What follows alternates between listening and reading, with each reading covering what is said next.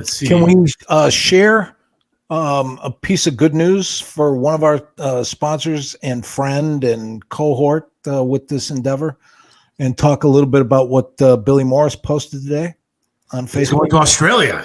He, with the band he's in called Tough, is touring Australia to start 2023. He'll be there the middle and end of January. So I was proud and jealous at the same time when I heard that news. Good for him. From what I understand, there's a whole bunch of bands that are going. Chris knows a lot about it. Maybe Chris wants to jump on. Maybe he doesn't, to talk about that. We're probably going to have some people from some of those, for at least one or two of those bands, coming on this show. Excellent. At some point to talk about that tour. So I think it's going to be pretty cool, though, from what I understand. It sounds pretty interesting. But Billy is going to be taking some time to go across whatever to go to Australia. That guy takes more vacation than Triv did.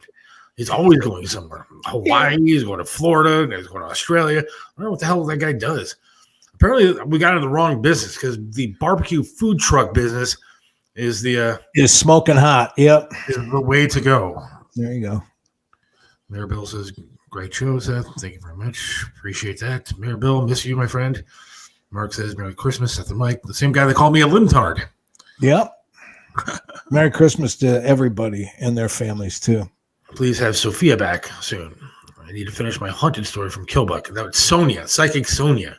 Sonia, yep. We will have Psychic Sonia on again. That's a great idea. Let's have her come in with some predictions on 2023. Yeah, we should. I don't know. Maybe I don't know. Are psychics into doing that? Are they into giving? Oh, if she's feeling anything and stuff like that, just general stuff about the year. I mean, I feel stuff all the time. Doesn't mean I'm going to be right. I'm trying to figure out what I feel is going to happen. Do you have any, forget about New Year's resolution. Do you think you have any thoughts on what's going to happen? Maybe we should talk about this next week, because next week is actually. Yeah, I think that's perfect for next week. But I will tell you this. This is my overall feeling. It may not be the end of the world. Yeah. But it sure as hell is dress rehearsal. You think we're getting close? Oh, man. I think it's going to take a lot to change things around. I don't know what it's going to be. We wanted to. Scott asked if we still have connections with Gary the Numbers Guy. I'm trying to get Gary the Numbers Guy on. Yes, we are. Also, this will be coming up. The Flat Earth Guy will join the show at some point soon, because I love the Flat Earth Guy. I miss talking to the Flat Earth Guy. He's a good man, and I want to have him on the show. I talked to him about coming on the show, so I think he will be coming on the show. So I am looking forward to that. Chris is joining us. Chris. Hello, boys. Hi, Chris. How you doing? I am good. I'm just sitting here enjoying the show, liking throwing jabs at the both of you all night. That was good. Yeah, but you were so wrong. The pyramids were built by aliens. I mean, there's no way in the world that a physical human being, I don't care if there are 300 of them or 3,000 of them, could lift that kind of weight and build the pyramids perfect shapes the way that they are, have all the tunnels inside, all the drawings depict some sort of extraterrestrial being. There has to be alien life form that did that. You're probably correct. Like I said, I stand corrected. I just didn't see that episode of UFOs on the History Channel. I'm with Seth, because the pyramids aren't even the best example. Machu Picchu is absolutely the crown jewel. Sure. There is no way that, people that didn't even know that they should build a fire to cook their food created that city halfway up a mountain. Right. I agree. I did read, though, that or see one show that said that the pyramids, they apparently dug out rivers, and they floated these rocks down rivers to lead them to where they're going to put them. And how'd they get them up in the air? I refuse to believe that there was a couple of donkeys or elephants that dragged them up a hill. Right? Yeah, it's crazy. It's crazy to it's one of those. It's a true mystery how they did it. It just is.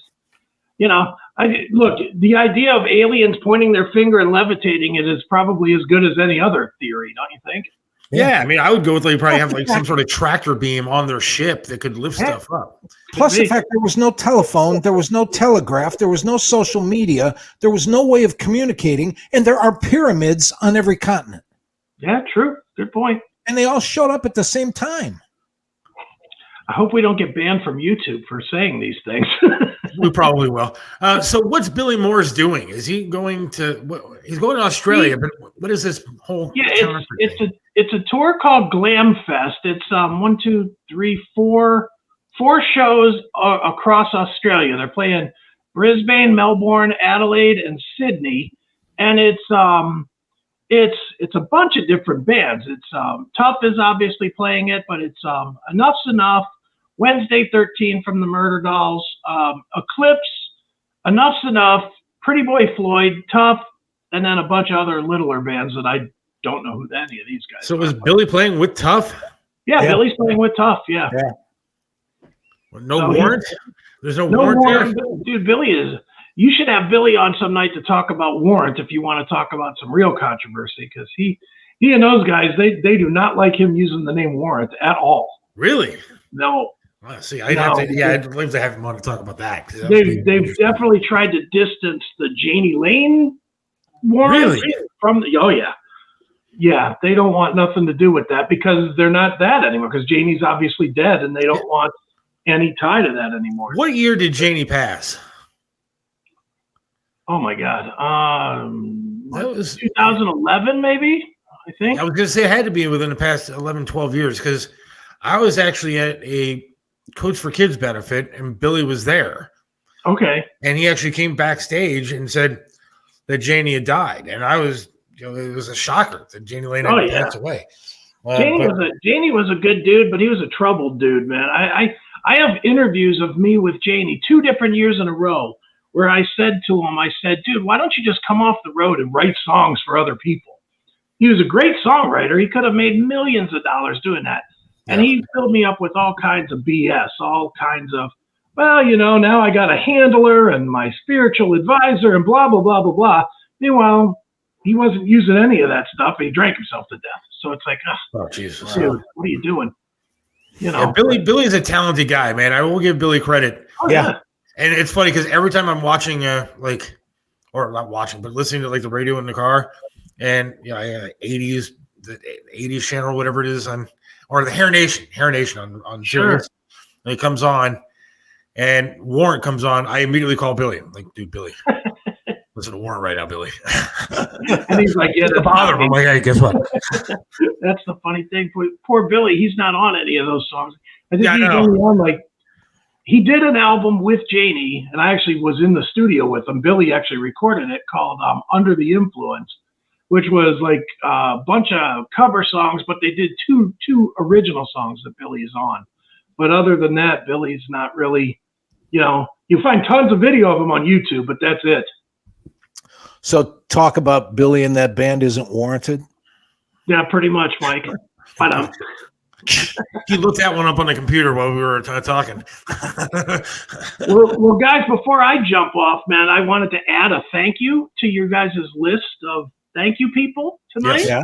As you see, I got my brand new Michael Gabriel hat on. Very nice. I got a nice care package from Michael Gabriel today, and he said that he's sending you guys one as well. And boy, did he go the extra mile. He sent shirts and hats and picks and skull caps and all kinds of stuff.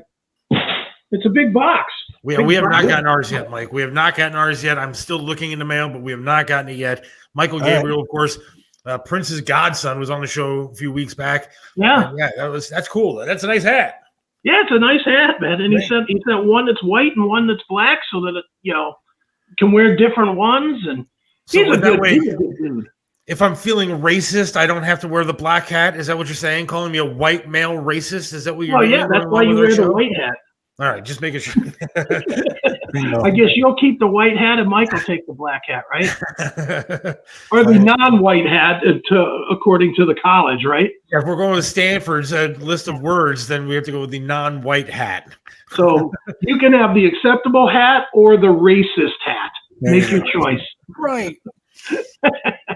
I hope the tour comes to Cleveland.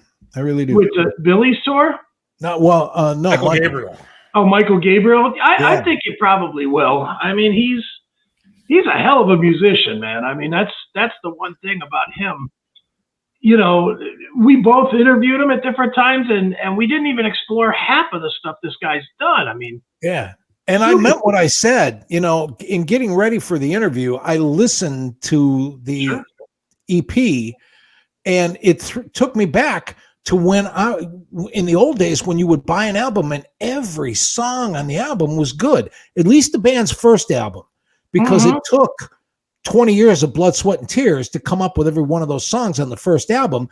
And it's not until the studio goes, okay, we need another one in 3 weeks. You can't duplicate the life experiences that went into the fact that each song was so different and different style I was impressed. He's really reminiscent of like 70s era Stevie Wonder, where every song has a different flavor, but it still all kind of works together to make one cohesive record. He's extremely talented. I'm super glad to have added him into the friends circle, because anytime that guy does something, I wanna talk to him. And neither one of us really got into the whole deeper thing. This guy produced Super Bowls, for God's sakes. Yeah, I know. He produced the Super Bowl halftime show one year. Jeez, wow. He did the Grammys one year. He played the Prince solo on guitar on the Grammys. And this guy is ridiculously talented, and I think we only scratched the surface, the two of us, between our two interviews. Yeah. Let me ask you one quick question, since we do have you here. Mike brought up something about him coming to town, but you're a music guy. You've done a lot of music stuff, obviously. Sure. So why is it that Cleveland doesn't get the shows that it used to? Because I remember even as early as the mid-2000s and early 2000s, Cleveland was always getting shows, whether it was Peabody's, Agora, the Odeon, whether it was CSU. Sure. There were shows all over the place. And now it seems like they go to Columbus, they go to Cincinnati, they go to Pittsburgh, but they're not coming to Cleveland like they used to. Why? I'll tell you exactly why.